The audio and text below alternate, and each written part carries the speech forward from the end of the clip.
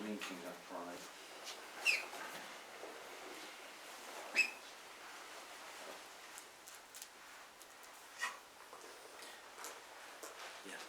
Check it. You arrived just in time. So I'm going to start off the session after the prayer with some questions. If you have some questions lined up, then we'll deal with them.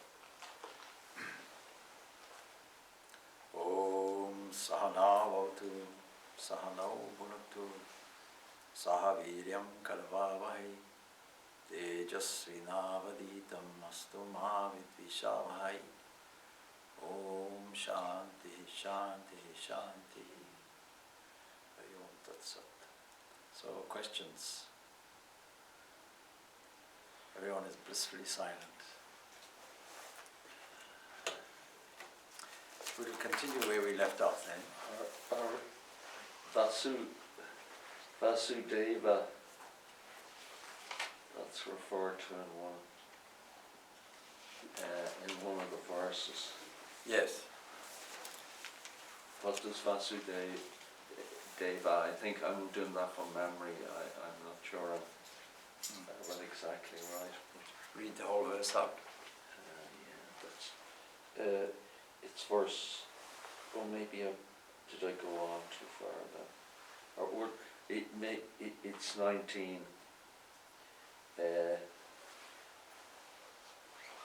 At the end of innumerable births, the man of realization takes refuge in me, knowing that all this is Vasudeva. Vishnu itself means the one that pervades everywhere, and Vasudeva has a similar meaning. Vasu, you can say, even related probably to the English word vast. Vast, Deva is the illuminated one that spreads its glory everywhere, Vasudeva. Vasudeva is also, of course, the Krishna's father. So, because Krishna is seen to be divine, he is the product, as it were, the manifestation of Vasudeva. But we'll come to that when we come to the 19th anyway. I want to step back though, because we left off in relatively early days in the 7th chapter. And I'll recap some of the things. This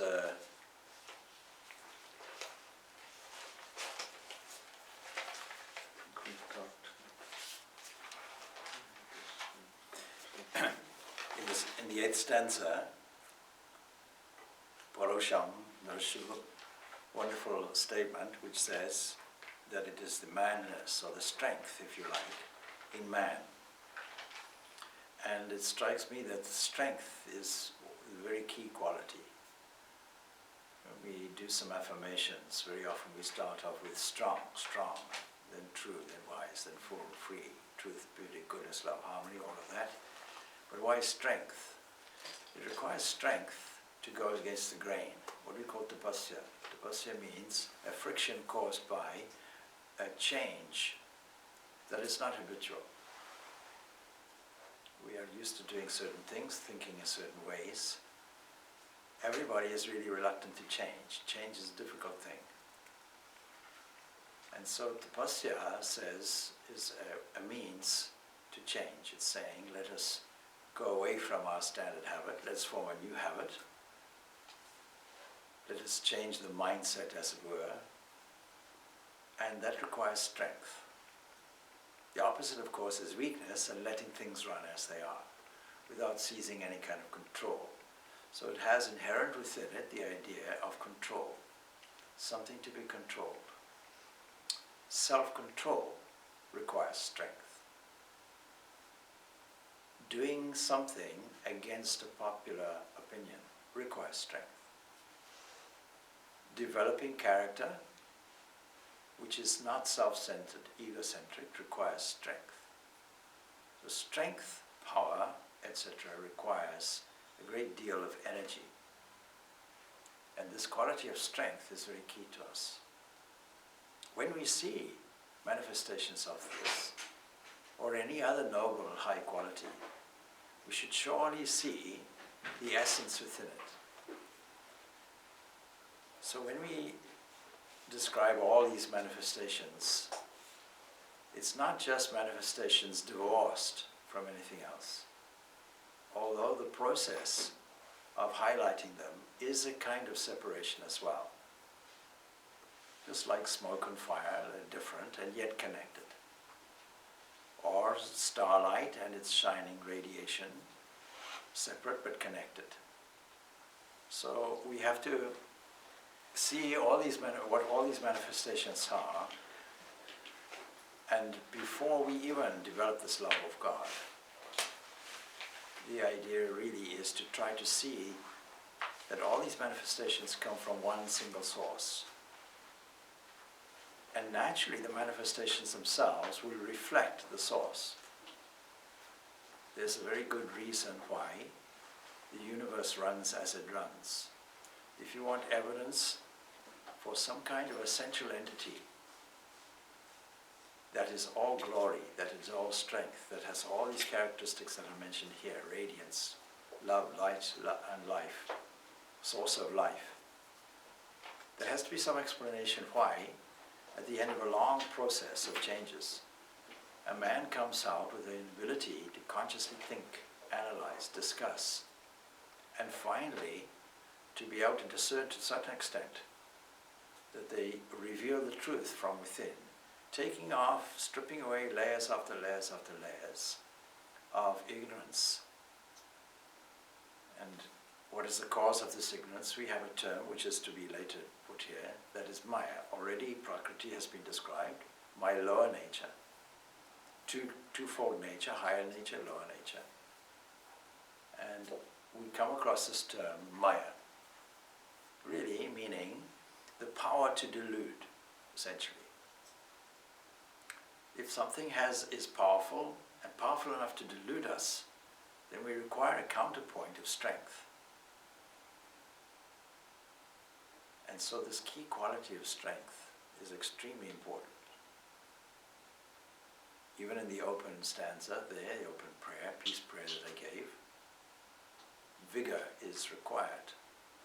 Vigor to illumine our studies, the strength to, even the strength not to cavil. Cavilling means taking things to an intellectual level, standing in an egocentric position, and making some kind of combative area. I know better. A kind of self-image like that.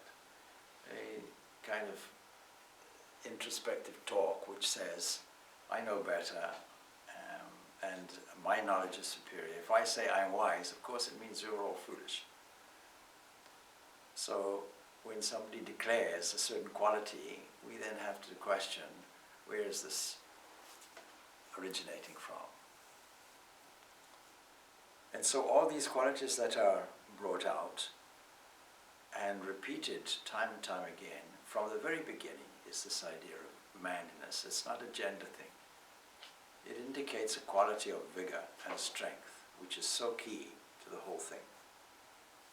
So having said that, I'm Om and so on, meaning I'm the essence, indicating that we start off from a position of immanence. We try to see the divine within first. But then as we intensify that and notice other things, then we find more gets revealed to us as well. So on the retreat, we mentioned this formula of oats. Now you're familiar, of course, with it. This capacity to observe. And unless you have a capacity to observe, then you can't appreciate and you can't be thankful. Today we had a wonderful outing, and we were able to observe many things because we had the leisure to do it. Supposing you don't have the leisure to do it, supposing you're in the midst of all kinds of activities where the attention is easily diverted, easily distracted, easily trapped in what we might call trivial pursuit, and in egocentric concerns, or concerns, worries, anxieties, doubts, any of these things. These are trapped positions. Then is it possible to be as observant So it's only when we give ourselves an element of leisure, we say, I can relax now, I can enjoy, I can appreciate now, and notice all the things, because my mind is left free from all the concerns. I've left that behind temporarily. I won't carry it with me. I'll take a mental holiday. When I take a mental holiday, leaving all those things behind, I am free now to appreciate, which means I have to have this precondition of observing. We took a trip by the sea, and we were able to observe many things, but the sea naturally produces itself. Even a general view of it will create a sense of appreciation. It doesn't require much capacity to observe, but within that itself, what is there? So when we start looking into it more carefully, with greater attention, we find water is not just water. And we can take any of these observations and make them subject for meditation. Some people say, oh, and don't forget the preceding chapter, this is one on meditation. Some people say, oh, I don't know what to meditate on. It's a bit boring. Somebody wrote me an email, a letter, saying, do you have any suggestions for fresh subjects for meditation? Well, you pick up anything, because anything is a thread that takes you inward toward the highest reality and the inmost reality, and the most subtle element, which is the essence. You go from the general to the particular, and there you find the general again and the essence. But you have to develop an inner eye for it. The physical eyes won't catch it. The inner eye catches it. And when the inner eye catches it, the outer eyes catch it. Can you see there's a cycle there? The outer eyes may not notice the presence of God. The inner eye will catch it. When the inner eye catches it, when you open your eyes, you see it everywhere. And so, this beautiful passage in these series of statements, these series of illuminating and discoursing on the various glories of this divine entity, are all subjects for meditation. They're all examples. If you didn't notice God here, then what about this? Did you notice him there? And if not there, what about this? Many, many examples of how we can catch something, appreciate it, and lead it to the source, lead it to blissful base.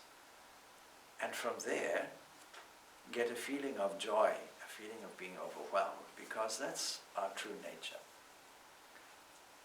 From just a rational point of view, if you ask a question, why do we have joy? Or why do we have the capacity to reason or think? Or why is the world laid out in a rhythmic way? Why does it have all these constants, over 20 constants, that make things run like a well-arranged orchestra, with all the instruments playing in tune? With laws, why should there be laws? Laws of nature, which if violated, things go wrong. And we know that things are seldom violated in this way. Everything runs according to the laws, and that creates a rhythm, what we might call dharma. So it is this dharma that we find so blatantly obvious in the universe. And when we ask the question, why should it be there? Then surely an instinct will say, because it was already there.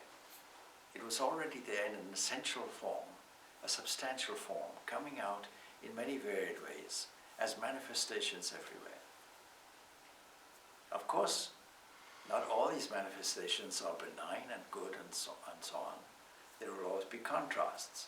There's a certain playfulness in nature. So when we discuss all this, we come to understanding the subject of Maya as we progress. And then that was the 8th stanza, highlighting this quality of strength. And then it goes on, before we come to a chapter which tells us, or a series of stanzas which tell us about the excellence which is there, we find these various things which we've mentioned before, probably last week. Starting off with punya, sweet, the punyo gandha prithivyam cha tejaschasmi vibhavasau. Like that. Jitvanam sarva bhuteshu tapaschasmi tapasvishu. I am the sweet fragrance in the earth, I am the brilliance in fire. I am the life in all beings and the austerity in the ascetics. We can pick one thing up, the life. You see, if we talk about sweet fragrance in the earth, it's life. If we talk about brilliance in fire, it's life. The whole thing is life. There's a reason why things are living. So that when you look at anything with eyes and see a person is living, not half asleep or dead, compared to a corpse, it's very useful.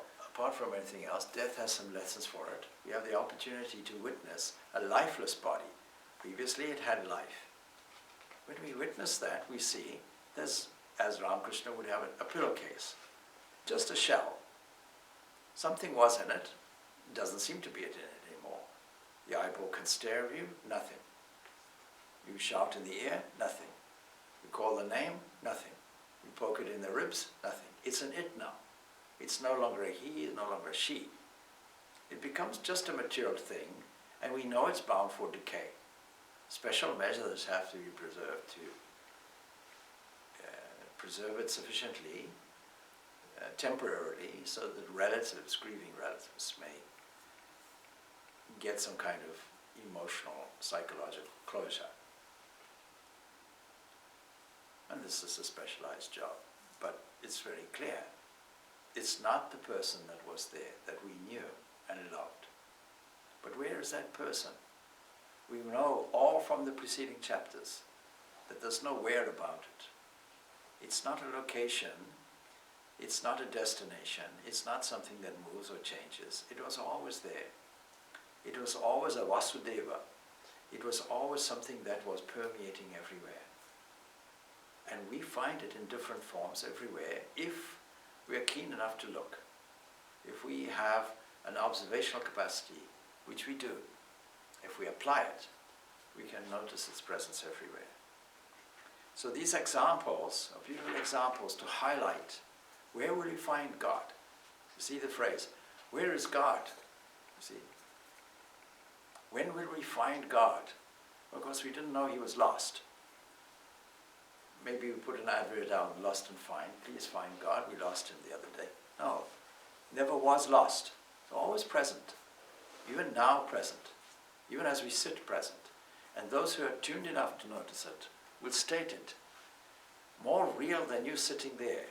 See the conversation that we had. See what Narayan had with Sri Ramakrishna.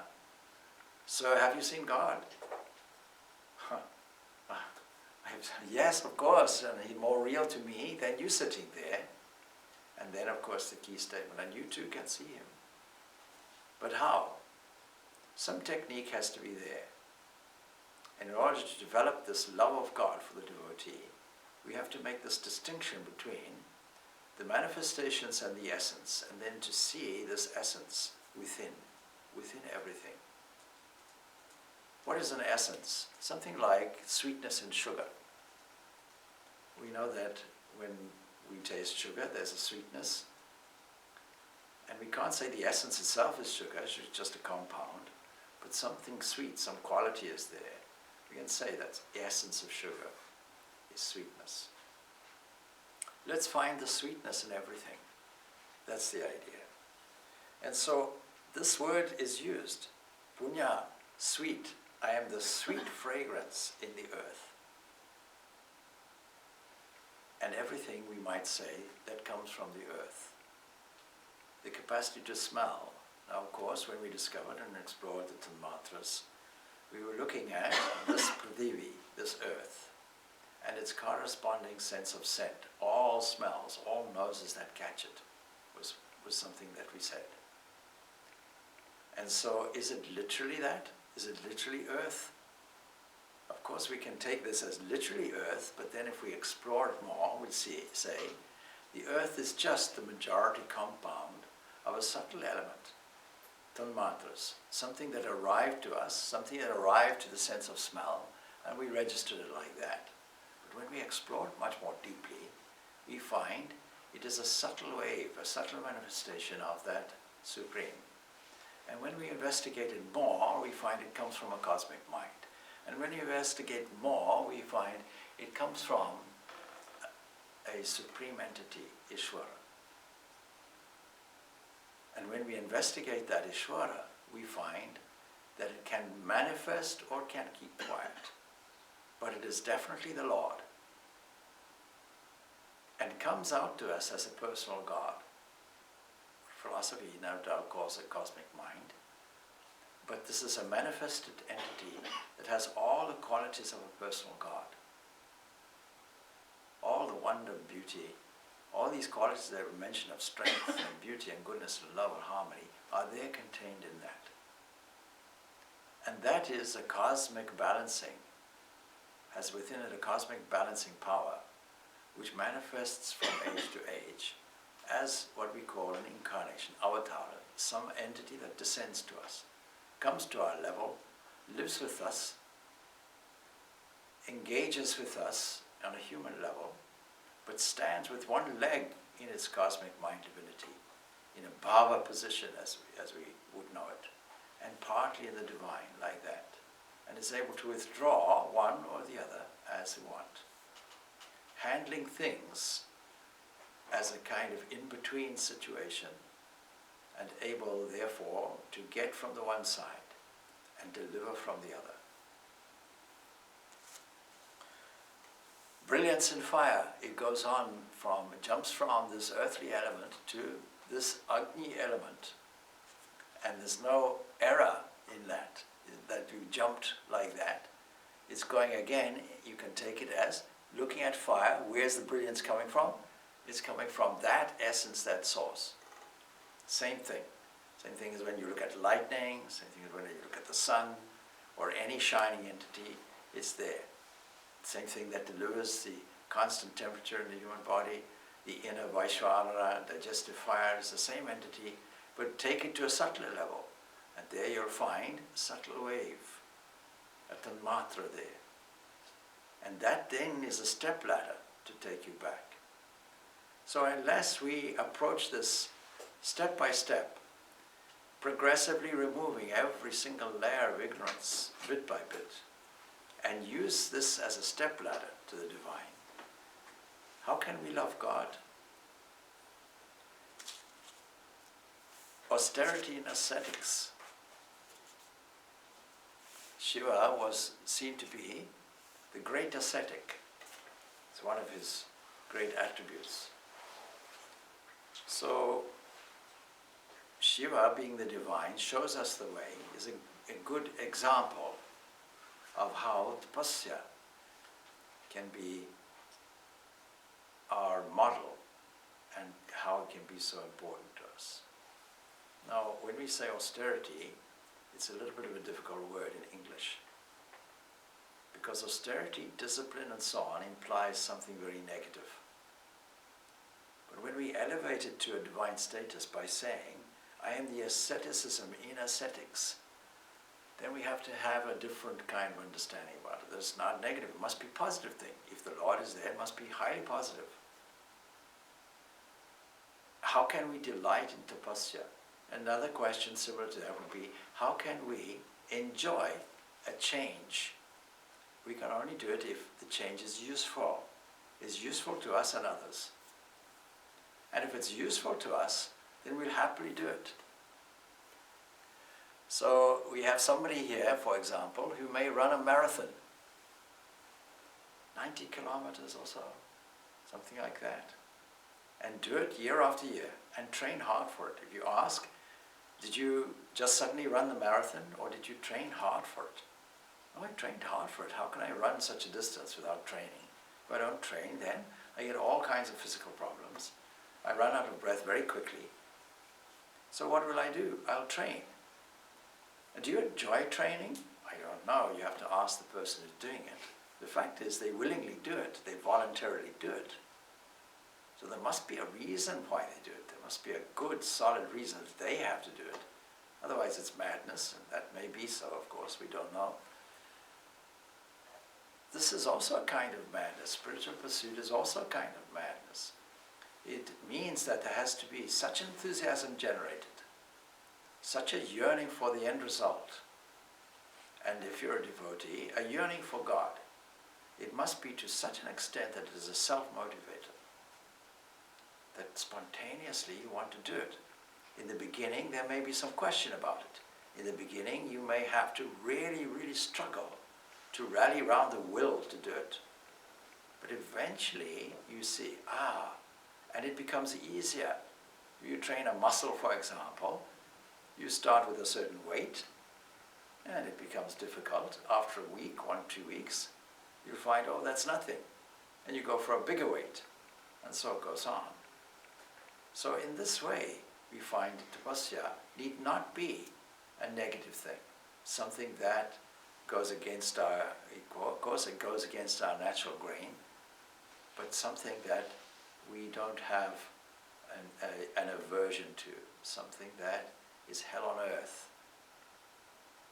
The more we do it, the more we get revealed, because the more we change the mind, the more we change the mind at the deepest level, that is the habit level. And it's the habit level we're trying to change, what we call unconscious. So we find that even in this matter, we find the Lord. And now we go on then. So Lord Shiva is called Gora Tapasvin. I'm quoting here from the commentary here. See, one of terrible austerity, and yet look at the calmness on his face when we see his image. Immune to hot and cold eventually, to all the pairs of opposites, pleasure, pain, hot and cold. From a physical point of view, hot and cold. Psychological point of view, praise and blame. From an egoistic point of view, praise and blame. From a moral point of view, virtue and vice. One who is immune to all those pairs of opposites. And what is the source of this immunity? Taking all the energy that is there available and directing it in a special way.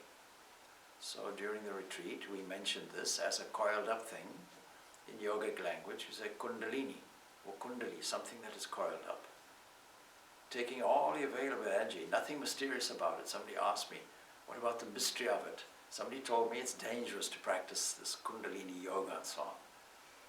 So I said, well, look, all kinds of mysterious things, occult layers put on top of it, interpretations and so on.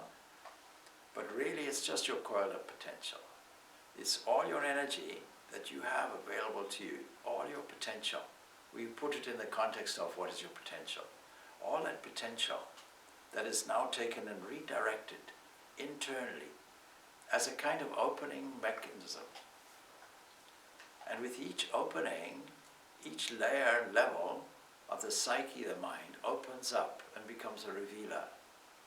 And with that, we find a person becomes less selfish, because selfishness is a closing thing. Imagine a flower that all wants to be selfish and just closes itself in and says, I will withhold my fragrance. I'll keep it to self. Since I smell very good, and since others tell me how good I smell, then I'll keep it to myself. There are many people who do that. I'll keep my knowledge to myself. I'll keep my goods to myself. I won't share anything with anybody. I won't share my food. I won't share my experiences. I won't share my photographs. All kinds of things, on the basis that I want to have a private area for enjoyment and not open it up and discover the joy of sharing, the joy of generosity. So look how generous the flowers are.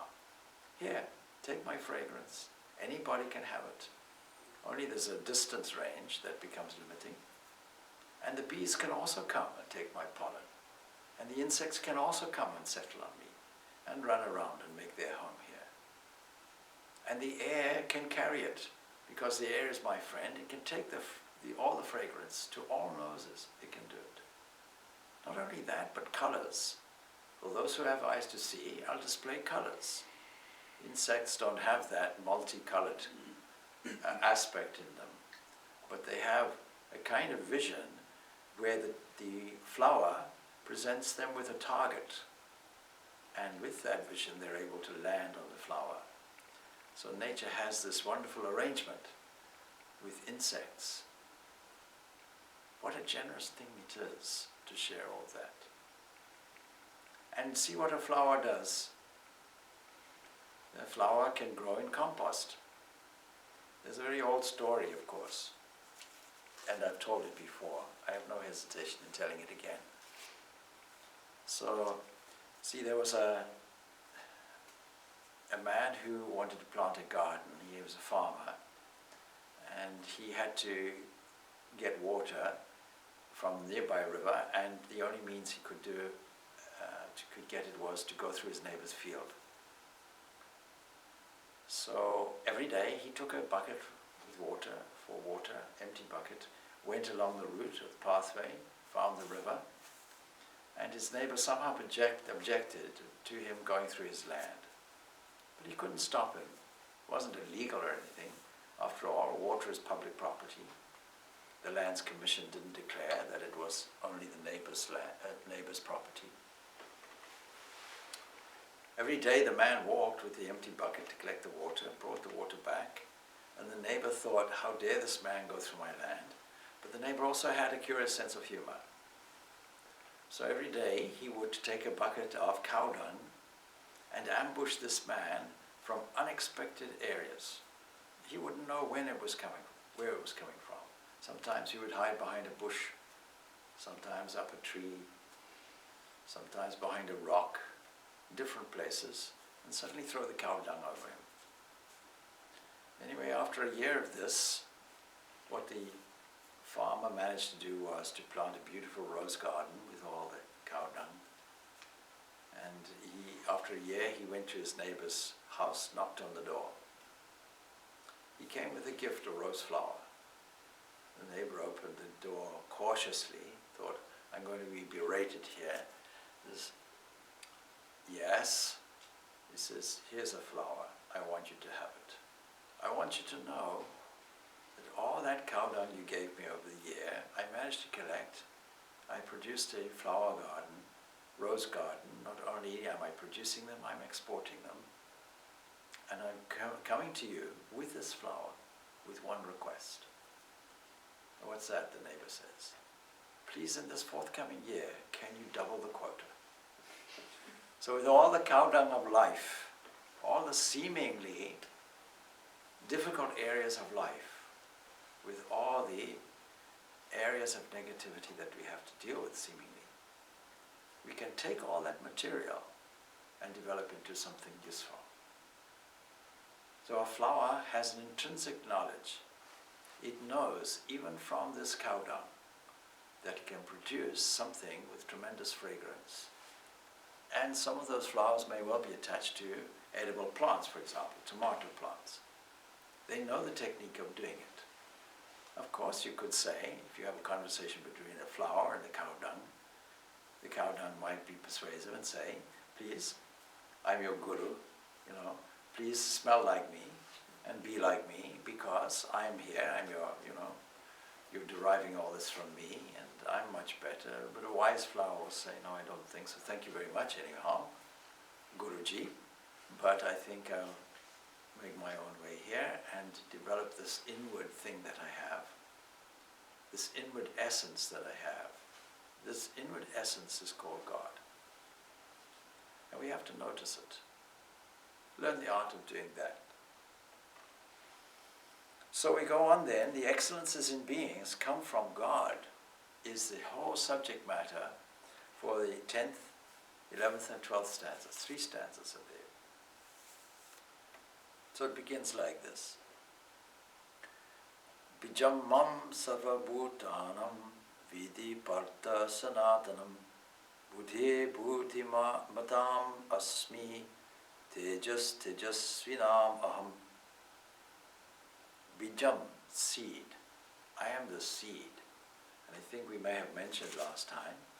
You see, evolution has a different idea of how things grow and unfold and develop.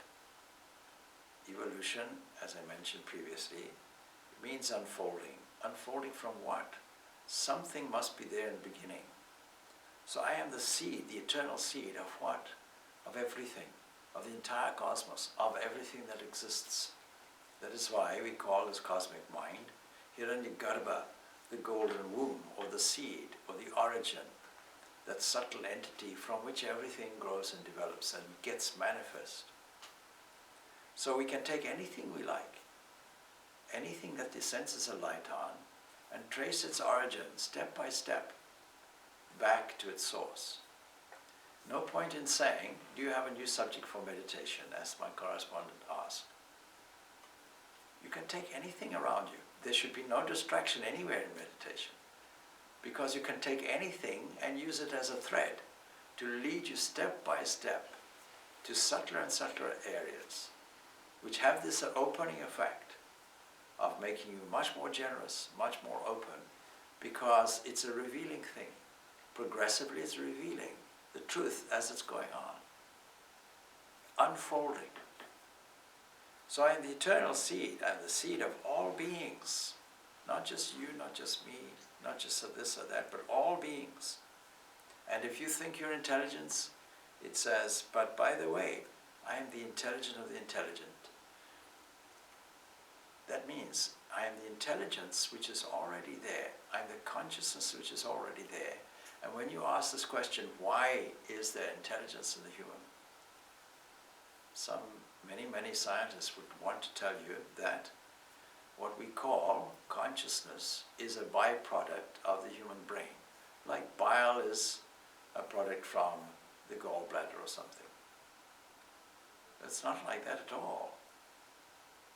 So here it's very clearly said, you can't get something from nothing, and if something comes manifest, called consciousness, called intelligence, thinking, evaluating beings, that capacity, that essence must be there already in subtle form unfolding. Going from a simple form, one of the great mysteries today in science is the question of entropy. Because cosmology traces everything back to something very single and simple, the big cosmological question is, how did we get from low entropy? Entropy is a measure of scrambledness. How did we get from low entropy to ultimately getting, no doubt in the universe we get this high entropy, but in man's case, low entropy again, more complex, more organized, and deliberately, consciously streaming energy so that there's low entropy, a more orderly thing. And when we look at the universe, despite the fact that it may look completely chaotic, in the sense that it is dispersed, there's no doubt there's also within it an orderliness. A wonderful great mystery, because it's a very sacred second law of thermodynamics, that this entropy should be there. So you can't get something from nothing. And so the intelligence of the intelligent must be there, and the splendor of the splendid. There are so many things that are splendid. Splendid means it takes my breath away. See, we have that saying, oh, it was splendid. It takes our breath away. Spontaneously it does it. You can't get something from nothing, and you can't get splendidness from just dull, inert material that has no intelligence or no splendor. So Tejas and Ojas are both splendors born of the ethical and spiritual excellence, says this commentary. And while the latter, that is Ojas is described as a certain kind of energy, is invisible and internal, the former, that is Tejas, that is something that shines, something that is intrinsically splendid, is internally invisible. The former is patent on the body, particularly in the face, a shining face, a splendid face. Now, of course, the closer we get to the internal essence of that splendor, the more splendid our face. And so on the retreat I was saying that there are some psychologists who say, If you're down and depressed and have a poor self-image, go to the mirror and tell yourself what a wonderful person you are. It means what a wonderful person your face is. And clearly that is not the self. You see, that's a story in the Upanishads there of Prajapati, the creator, the Lord, who has his two children, Virochana and Indra, and they both inquire after so many years of study and brahmacharya and so on. They both inquire about the self, and he answers, yes, you are the self. And by that they immediately took the body as the self. They said, what do you mean? They said, look in the river, see what you find. That's the self. And put a different cloth on, look again, that's the self. It was only Indra who came back and astutely thought, that cannot be the intrinsic essential self because it changes. There's no permanence for it. Virochana was very happy. He went back to his demons and said, eat, drink and be merry. I heard from the Lord, this is the self, body is the self. And they were all very happy and they had a feast and they all had all the wonderful food that is currently being enjoyed by the Swamis here. So all of this understanding is human nature. Human nature naturally takes this sense of I, the sense of self, to primarily be physical. And so you won't get the splendor.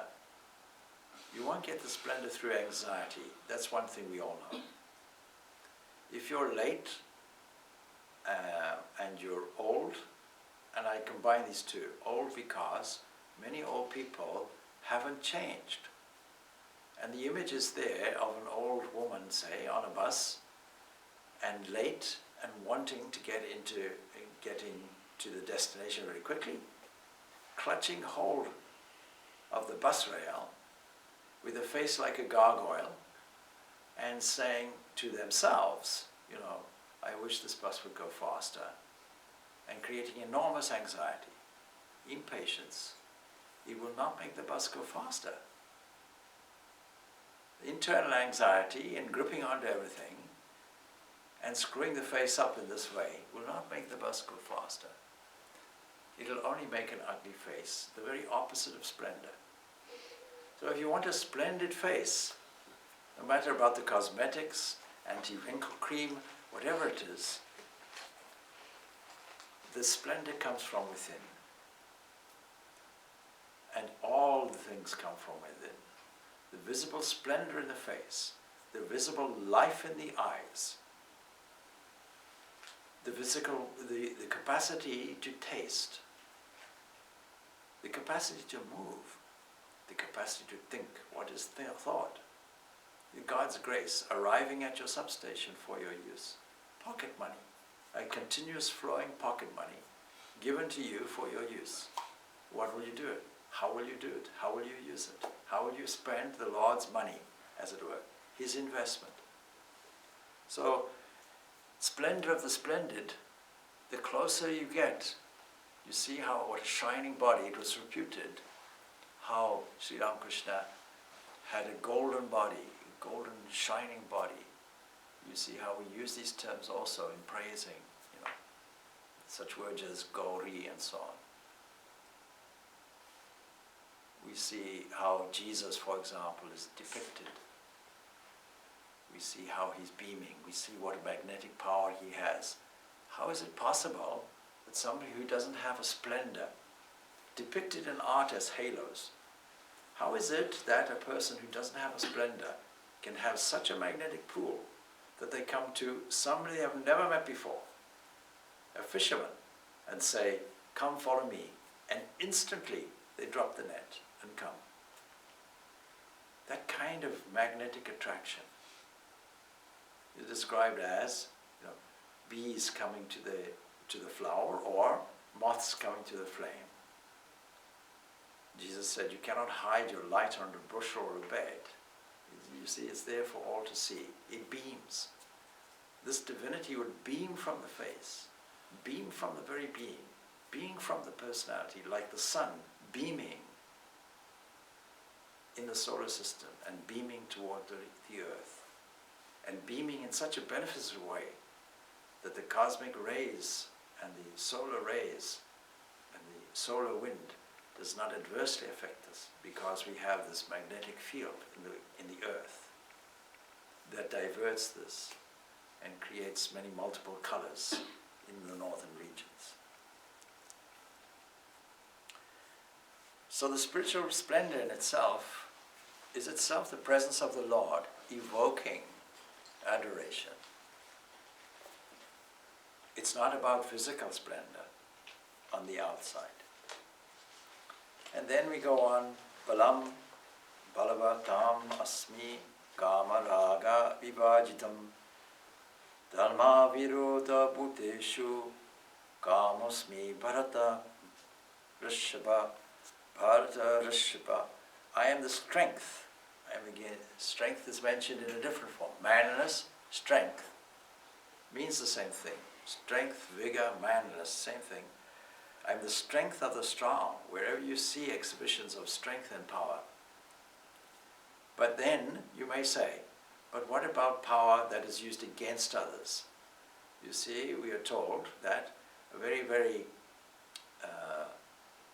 magnetic kind of personality, somebody who had some kind of hypnotic effect even, a mesmerizing effect on the audience, was a speaker like Hitler. But you see, you may say he had great strength. Even in the Ramayana, you say Ravana had great strength. People admire strength. People follow strength. A strong person is intrinsically seen to be a leader, for good or ill. But this is the kind of strength we're talking about, is devoid of desire and passion. Once that strength is used for the good of others, in order to uplift others, or lead others to a better destiny, then of course it's devoid of desire and passion is the key. In being so, I am desire, not contrary to dharma. We have to understand these four aims of life, and we bring this later out into virtuous people who worship. But we find it in dharma, artha, kama, and moksha. So what are these? What is dharma? And they are also commensurate with the ashram of the ancient people.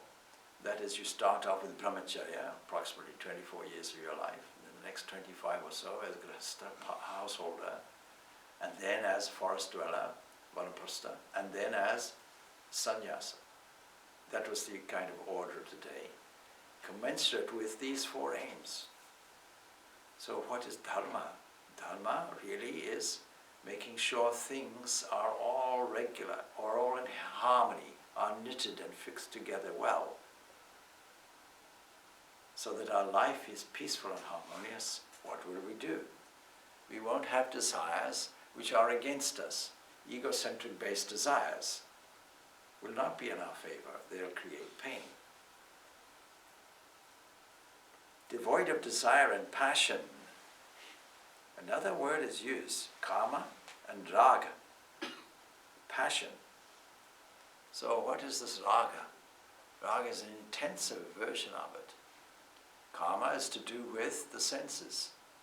And raga, the things that we want. But raga is the things that we have, and we form an attachment to that. Sri Ramakrishna has this to say, that is connected to this stanza. Why does the mind deviate when one sits in meditation? It is due to basic desire, or base desires. A fly sits now on sacramental food and next on filth. But the case of the bee is different. It sits on a blossom, or in its hive, and nowhere else. The worldly-minded sadhakas are like the housefly, and the paramahansas are like the bee. The former are occasionally devoted, and the latter ever devoted to the Lord. We'll finish this class early, because we have a special guest from South Africa, and we would very much like to hear of all the things going on, the Ramakrishna Center and the activities there in South Africa. He's come with other devotees, and so I would ask Barry if he wouldn't mind to do us the honor and privilege of coming and sitting and telling us a little bit about the South African Center. May I vacate this chair while you vacate it? While you occupy it. You vacate that one, occupy this one, that is. Yeah? Are you all right with the camera? Is it necessary? Yes. Yes. The camera doesn't mind.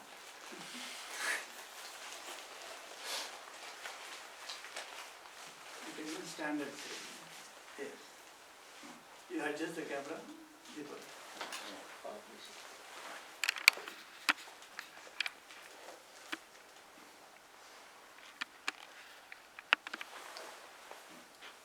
We've had Swami Purnananda Maharaj, we've had Swami Purnananda Maharaj, brothers and sisters. It is indeed a pleasure and a blessing to be amongst you here in Ireland, and it's only through the grace of the Holy Trio and the invitation of our two Maharajas that we're able to join you for this Gita class and to spend a few days here in Ireland. When we arrived here, we led to believe it was extremely cold, but the warmth and the overwhelming love and hospitality that we received since last night, it's been really warm. So we're glad that we could be here. I thought when Maharaj asked me to speak a little bit about South Africa, how would I do it? Would I just stand here and tell you all about it, or could it be interactive and you could ask me specific questions? But Maharaj has already said that I should guide what I tell you with regards to the Ramakrishna Center and its activities in South Africa. So, yes, Ramakrishna Center started way back in 1942 in South Africa by a gentleman from the country, at that time gentleman because he wasn't a Swami, but he had an interest, and later became known as Swami Nischalananda. He went over to India and he studied, and that was the origin of how it started in South Africa. And then he came back to South Africa and he introduced it on there was no building, just like you have here in Ireland. So all great things start in a small way.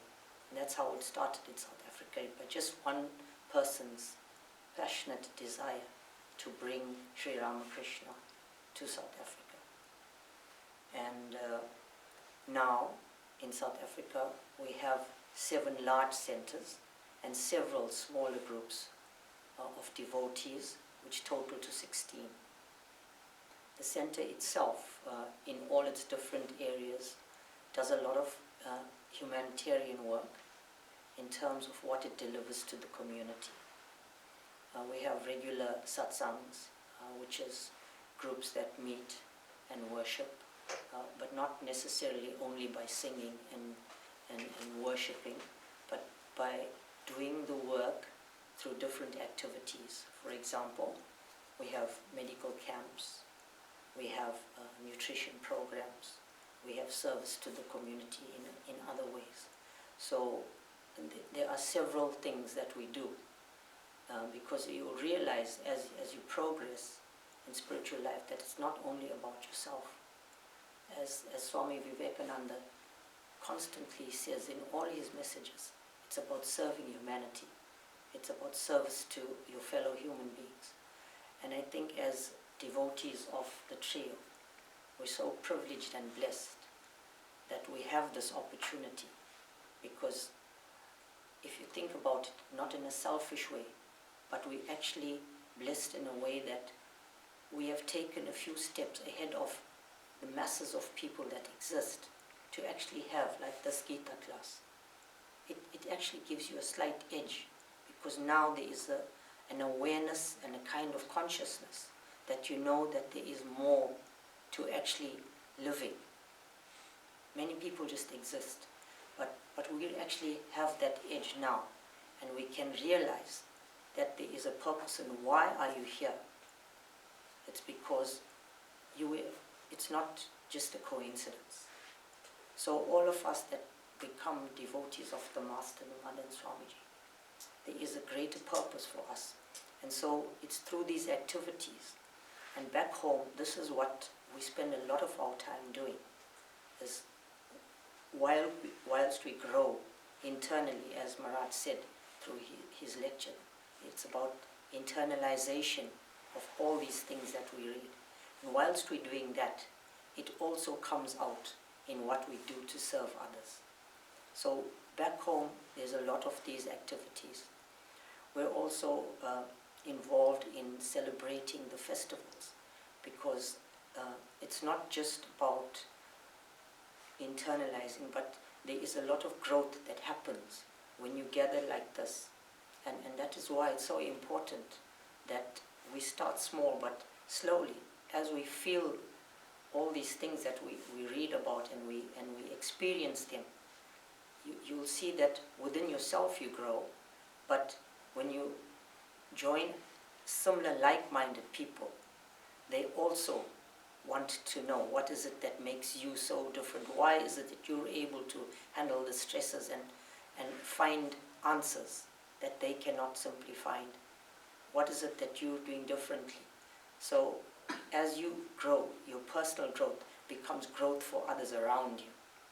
And so back home, this is what happens, is that centers start small, but they tend to grow. And it's a privilege that you have, that not many others have. And you may question, how is it that you are here, but you may have invited somebody, but they're not here. And so there is something that has happened with you, like has happened with us, that has brought us here. So those are some of the things that we do back home. I don't want to go into too much detail because it's so vast, but I don't know if there are any specific questions that you may have that you would want me to talk more about in terms of South Africa and what actually happens, not necessarily only with the spiritual side of it, but just in general. Would you like to ask me some questions so that I can direct what I don't want to be too long, because that's not the essence of tonight, but just to share with you what South Africa is about. Maybe you have some specific question that you'd like to know more. No? Has it stayed with the Indian community in South Africa, or has it spread like to to some of the native South African people? When you say it, what is your reference to? It originally started in India, so I would have imagined that in South Africa it would have, it would have first taken seed with the Indian community. Do you find, like 1942, so now that's whatever, 70 or 80, 76 years. Yeah. Almost.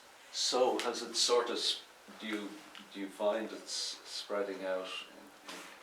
Essentially, all the devotees that attend the courses and the satsangs are of Indian origin. Mm-hmm. But in terms of the services that we do, they actually target a mixture of races. Mm-hmm.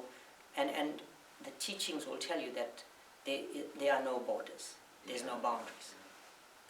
We serve everybody. Mm-hmm. Swamiji's teachings say that you see God in everyone. Mm-hmm. So essentially, those that attend the programs are of Indian origin, mm-hmm. but in terms of interaction of what we do, mm-hmm. it's not related to any particular race group as such. Yeah.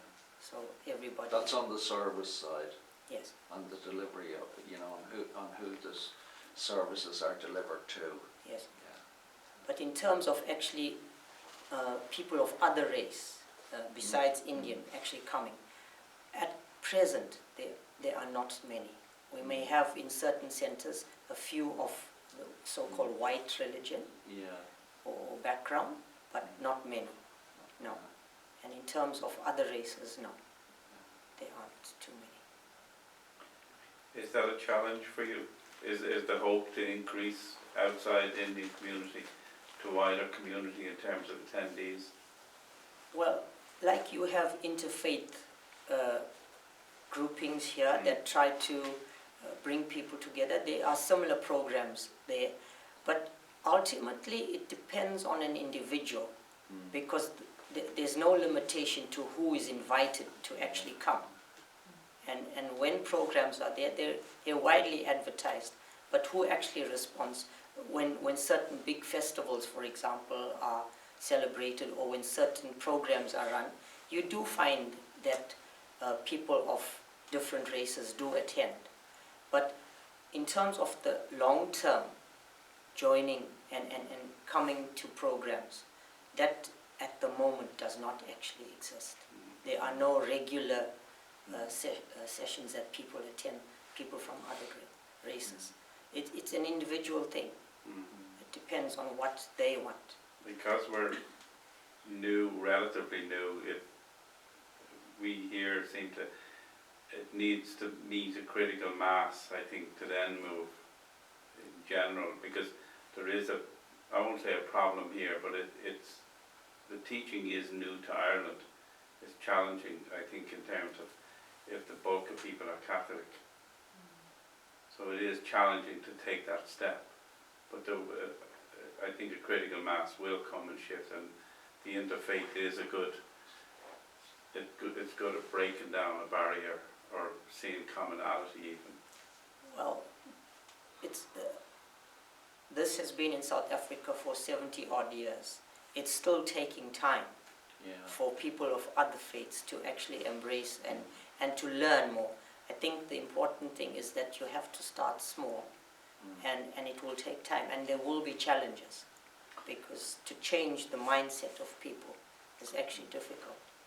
So, yeah. But maybe you could say something about the beneficiaries of some of your philanthropic programs or social programs. Well, the beneficiaries, like I said, are not predominantly of the Indian race. If you know about South Africa, we have a population of 55 million people, and of that 90% are indigenous Africans who are made up of different sects.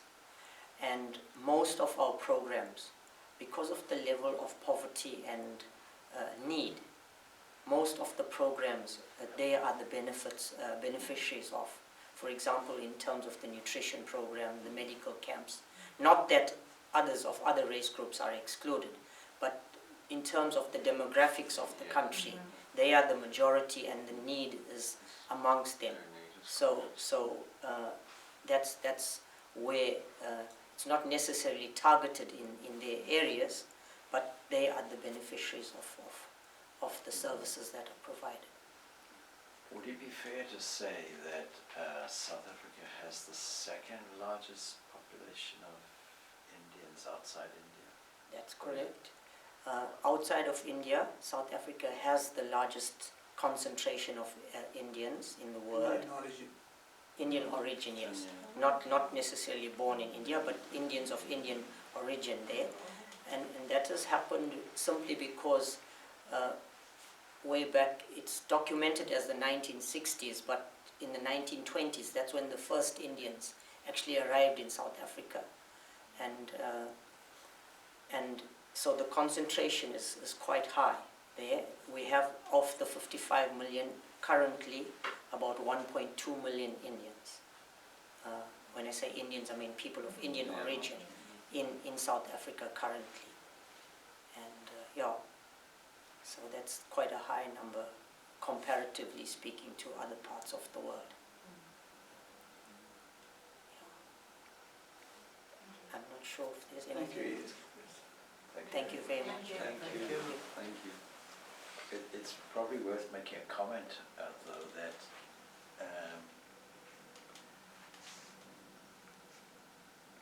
Swami Vivekananda wrote Swami Shivananda a letter requesting him actually,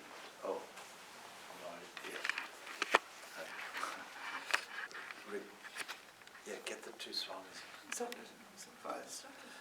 requesting him to go to South Africa and saying that, and I'm paraphrasing here, that the results of the work would not be immediate, but would be of a greater type than any other work accomplished. I'm paraphrasing, but something along those lines.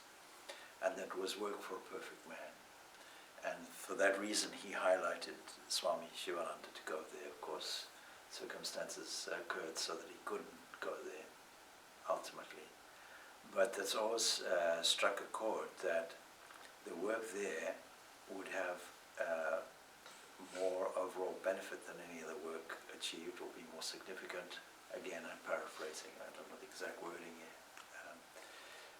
So South Africa is very significant. How many centers are there in South Africa? There are 7 large ones, Yeah. Predominantly 3 in Durban, and then 1 in Pietermaritzburg, which is about 80 kilometers away.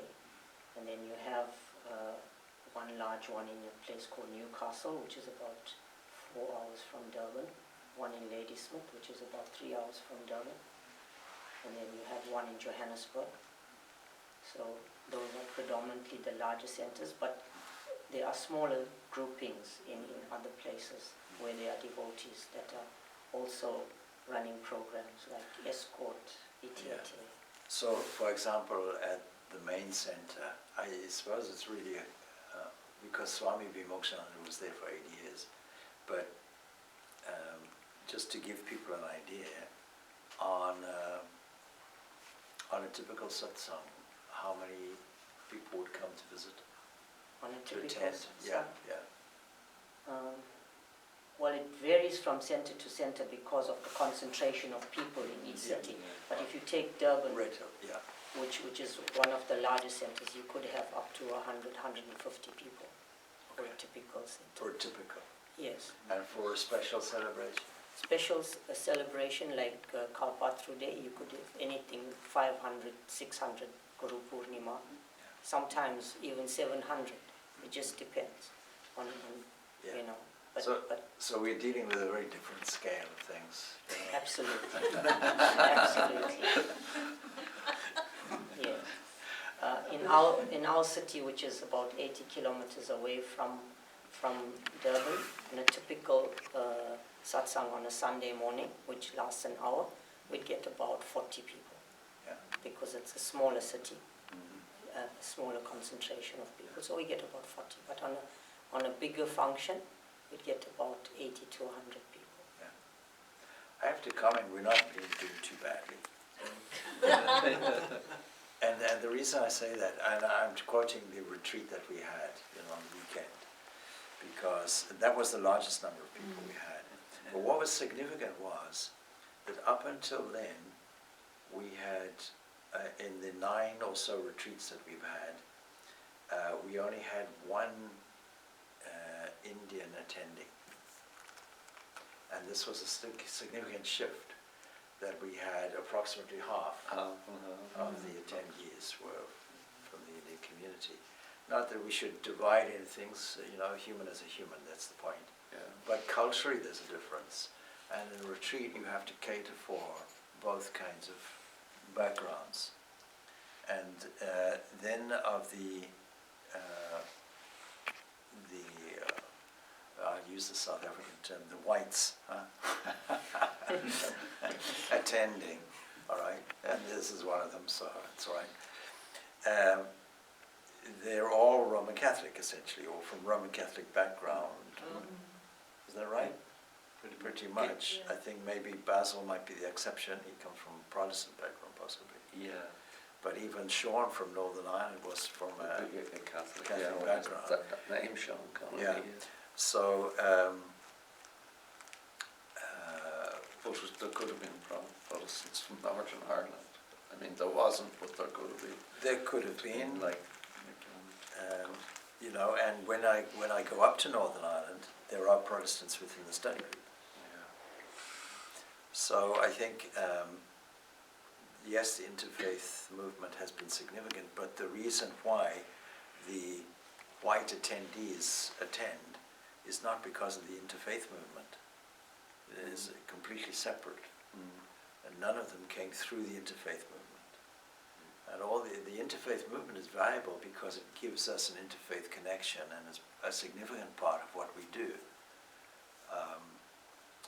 But we're dealing with people who don't want to, who regard us, put it this way, who regard us as a different religion in the same kind of genre as Islam, Christianity, and even the sects within Christianity, Baha'ism and so on. And so, while that's their view, our view may be very different. Our view is more, we are Vedantins, and therefore we accept every religion and try to promote the harmony religions on that basis, rather than a basis of negotiation.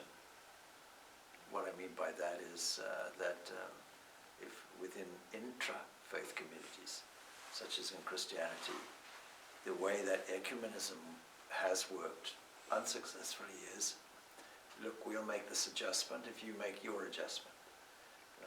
We'll knock out this and you knock out that, and we can accommodate each other. And mainly on the ritualistic side of things, and in some cases the dogma side of things.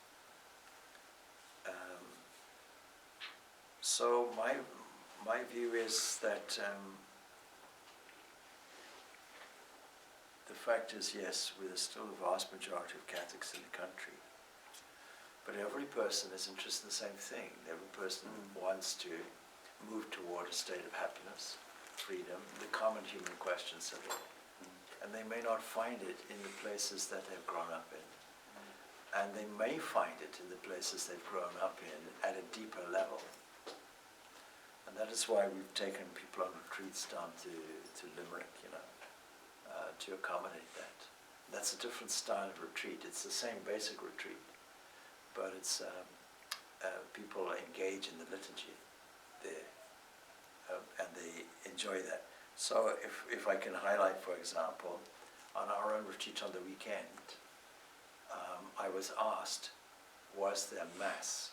That is the Roman Catholic Sunday ritualistic, what may be considered by fundamental Catholics as a very essential part of the week. And so I was asked, I made an inquiry and put it to the group, and 2 people wanted to go there and do that. And so that's something we would always ask, knowing that it's a weekend, knowing that there's a Sunday, and knowing that Sunday is important for that, to them. So it's on that basis that we proceed. And when people see that we're not trying to convert or change anybody, but quite the opposite. In fact, we are trying to convert them back to their own religion, actually, to put it that way. And not necessarily that, but if it suits, if they feel that that is what they're familiar with, and what they've been brought up with, and what their path is, and it's a deep path. But Vivekananda was very bold in what he said. Bold, by the way, in Irish means naughty. so it's not bold in that sense. I mean bold in the sense of, very direct. Courageous. Yes, yeah. But he said about Catholicism, he says that Roman Catholicism has great, great depth, but insufficient breadth, which is curious because it's called Catholic, which means universal. And then he remarked that the Unitarians, and he spoke of many Unitarian churches, have great breadth, but no depth. And if you can combine those, if you can have something with great depth and great breadth, and this is what Vedanta provides, both. And if that flavor is passed on, and it is, by the way, through the grace of Sri Ramakrishna, this is happening. We couldn't imagine. When we left the retreat on Sunday, there were little things that really impressed me, and this was one of them. The Catholic priest who was maintaining the section that we had the retreat in, his departing words were, this place has been blessed by your presence. You know, something like that. Yes, Blessed or yes. sanctified, something. Blessed by your presence. Sanctified is Yeah. So that is astonishing when you think that such a statement would be unthinkable. Would be unthinkable even 50 years back. even 50 years back, even less probably. Less, yeah, certainly even in my lifetime. Yeah. Wouldn't have said it when I was at school. Yeah. It was like, So there's a shift and a natural fit for us here. You know, which is, but what I'd like to do is any more questions for Barry? Sorry, I'll just deviate a little bit here. I'd like to thank you very much Thank you. for your input. South Africa is an amazing place. The 7 centers, and that many people, 1 million Indians, and when I say 1 million Indians, how many of those would be Hindus? 65%. About 65 About to 65%. 70%. Yes. Yeah, 70%. But there's a very significant diaspora outside of India. Yeah, it is. So, and when Vivekananda wrote that letter, he said he was specifically talking about the Indians settled in South Africa, to look after them. That's specifically what he mentioned as well. He also said that the work would be not to create any strife and confusion already present there, you know, to work patiently, diligently, and slowly. The rewards won't be immediate, he also mentioned, those kinds of things. It was on that basis that Swami Nisrasananda, with a handwritten letter, a copy of that letter from his friend Swami Purnananda, went to South Africa, you know, in southern Africa, and took that as his life's work. But anyway, Barry, thank you very much. Wonderful. Good.